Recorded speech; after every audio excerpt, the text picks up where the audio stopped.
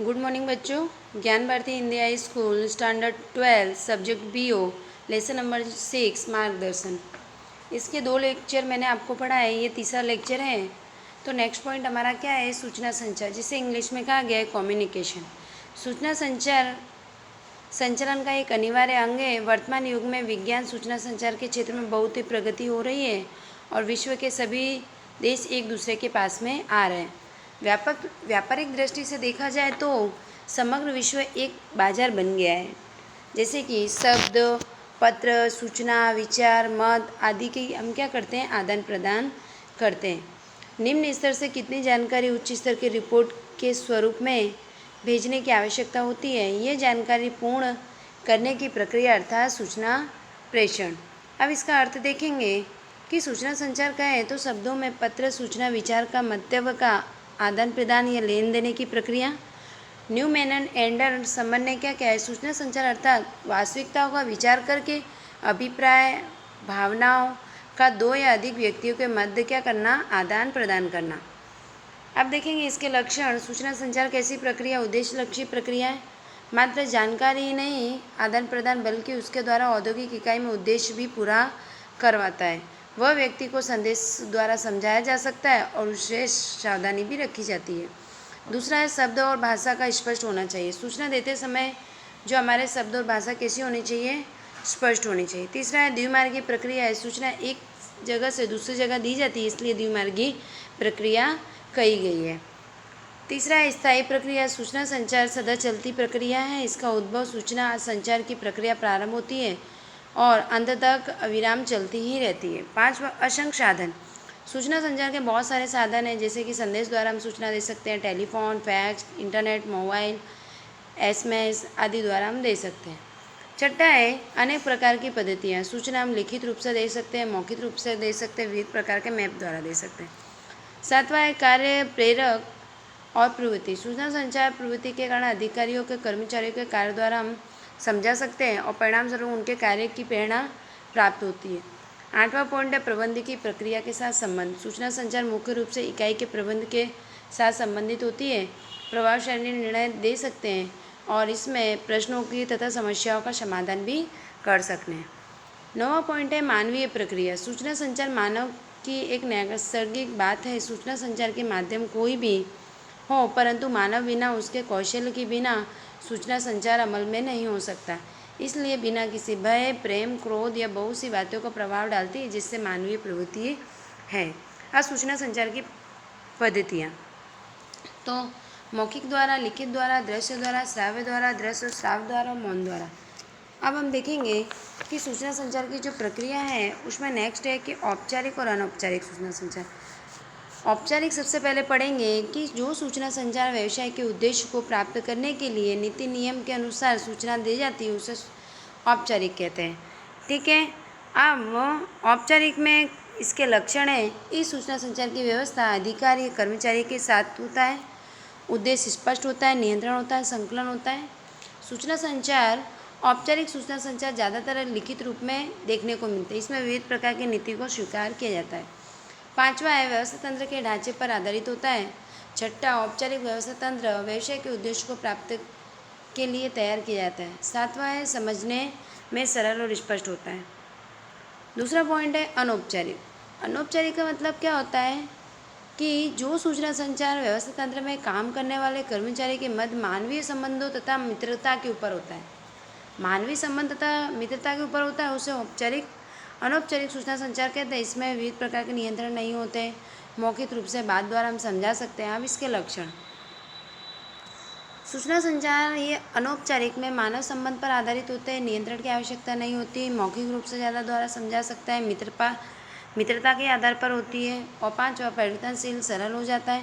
इस सूचना संचार में कोई विधि का कोई महत्व नहीं होता। व्यवस्था तंत्र को अधिक संकलन और अधिक विश्वसनीयता प्राप्त होती है। अनौपचारिक सूचना संचार औपचारिक सूचना संचार का विकल्प नहीं है, बल्कि क्या है? पूरक है। अब औपचारिक और अनौपचारिक सूचना संचार के बीच में डिफरेंस। ठीक है, तो सबसे पहले इसका अर्थ देखेंगे। औपचारिक सूचना संचार इसमें नीति नियम के द्वारा होता है, अनौपचारिक में होता है सगे संबंधी तथा मित्रता के। इसका उद्देश्य नियंत्रण और संकलन होता है, इसमें नियंत्रण संकलन नहीं होता है, विश्वसनीयता होता है। आधार दो व्यक्ति के बीच में सूचना संचार होता है और अनौपचारिक में दो व्यक्ति निजी संबंध तथा मित्रता के आधार पर होते हैं। नियंत्रण, इसमें नियंत्रण की आवश्यकता होती है, इसमें आवश्यकता नहीं होती।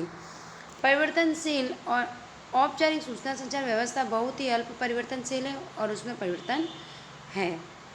समय, औपचारिक सूचना संचार का कार्यस्थल समय पर होता है, अनौपचारिक में कार्य अतिरिक्त भी कहीं भी होता है।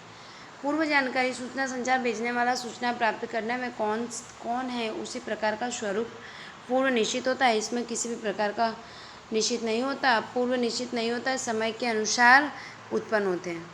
अप्रभावशाली सूचना संचार के अवरोध। सूचना संचार की कार्यक्षमता, उसके साथ में जुड़े हुए अधिकारी तथा बुद्धि द्वारा निर्णय लिए जाते विविध प्रकार की भूल, अनुमान, नासमझी, अविश्वास, भय आदि का होता है। अब इसमें पहला पॉइंट है स्पष्ट आयोजन का अभाव। सूचना प्रेषण पूर्व कौन सी सूचना किस क्रम पर भेजनी है, इसका आयोजन करना पड़ता है। दूसरा, भाषांतर की गलतियाँ। कभी कभी जो हम लोग सूचना देने समय जो हमारे भाषांतर में गलतियाँ नहीं होनी चाहिए, जिससे हमारा कार्य पूर्ण रूप से पूरा नहीं होता। तीसरा, अस्पष्ट संदेश। ठीक है, कभी कभी सूचना देने समय हम लोग अधूरी जानकारी देते हैं, तब भी एक सूत्रता नहीं बनी जाती, कितनी सारी जो हमारी सूचना है असफल हो जाती हैं। चौथा है अस्पष्ट अनुमान। संदेशों का अनुमान पूर्व धारणा होती है और विविध प्रकार के संदेश प्रेषित किया जाता है, संदेशों का अर्थ, महत्व परिवर्तनशील होता है। पांचवा, योग समय का अभाव। कई बार सूचना संचार निर्णय लेना होता है, लेकिन हम लोग योग समय का अभाव नहीं होता तो हमारी सूचना संचार व्यवस्थित नहीं होती। छठा है सूचना का अतिबोध। यदि विशाल इकाइयों में सूचनाओं का अतीत अविराम प्रदान होता है तो यह प्रदान की कर्मचारी की प्राप्त करना या पूर्ण करना है तो सावधानी रखनी पड़ती है, जिससे उनका कार्य में बोझ में भी कमी होती है। सातवां पॉइंट है संदेशों की उपेक्षा। कई बार संचालक निम्न वर्ग से कर्मचारियों को संदेश द्वारा लापरवाही लेते हैं तो सत्य जानकारी से वंचित हो जाते हैं, तो कभी कभी भी ये भी अवरोध पैदा होता है। आठवां पॉइंट है अयोग्य माध्यम का चुनाव। सूचना प्रेषण करने के लिए माध्यमों का चुनाव किया जाता है, परंतु माध्यमों का चुनाव हमारा कैसा होना चाहिए, योग्य रूप से। नौवां पॉइंट है अविश्वास एवं भय। व्यवस्थित तंत्र में अविश्वास वातावरण हो तो प्रत्येक संदेश की दृष्टि से देखा जाता है। सूचना अधिकारी को दी जाएगी तो दंड या सजा भी हो सकती है।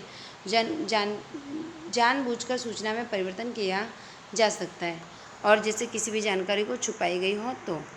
अवरोध को दूर करने का उपाय है। तो सूचना संचार की रचना की जाती है अवरोध को दूर करने के लिए, जिसमें विविध प्रकार के प्राप्तकर्ता अच्छी तरह से समझ सकता है। सूचना संचार द्वारा अलग अलग माध्यम, अलग अलग सूचना संचार द्वारा माध्यम का चुनाव कर सकते हैं। ये द्विमार्गी प्रक्रिया है जिससे आगे द्वारा हम बढ़ा सकते हैं। सूचना संचार में दो पक्षकार होते हैं, एक को देने वाला, दूसरा विश्वास कराने वाला। सूचना संचार पहुंचने में विविध स्थानों पर मध्य सूचना वहन रेखाएं सक्रिय और लघु होनी चाहिए। सूचना कैसी होनी चाहिए, छोटी होनी चाहिए। सूचना संचार व्यवस्था तीव्र होनी चाहिए। सूचना संचार की प्रवृत्ति उद्देश्य लक्ष्य होने चाहिए। सूचना संचार में साधनों का बोझ बढ़ता है, इसलिए योग होना चाहिए। सूचना संचार में व्यवस्था का समय समय पर मूल्यांकन भी होना चाहिए कि जो सही हो रहा है अथवा नहीं हो रहा है।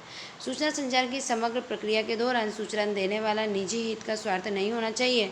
उदाहरण के स्वरूप में सूचना देने वाला जानकारी को कभी भी छुपाना नहीं चाहिए।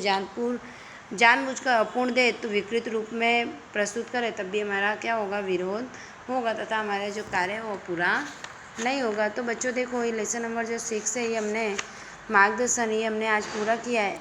लेक्चर 1 में भी मैंने कुछ क्वेश्चन आंसर दिए थे, 2 में भी दिए थे और तीसरे में भी। तो स्वाध्याय में कुछ विकल्प हैं, ये आपको पूर्ण करने हैं और संक्षिप्त में है, मुद्दा सर है, विस्तार पूर्वक है। तो जो क्वेश्चन आंसर आपने लिख लिए हों वो आपको नहीं लिखने हैं और जो बाकी हो वो सारे क्वेश्चन आंसर आपको लिखने हैं तथा याद करना है। मेरे चैनल को आप लाइक करो तथा सब्सक्राइब करो। Thank you.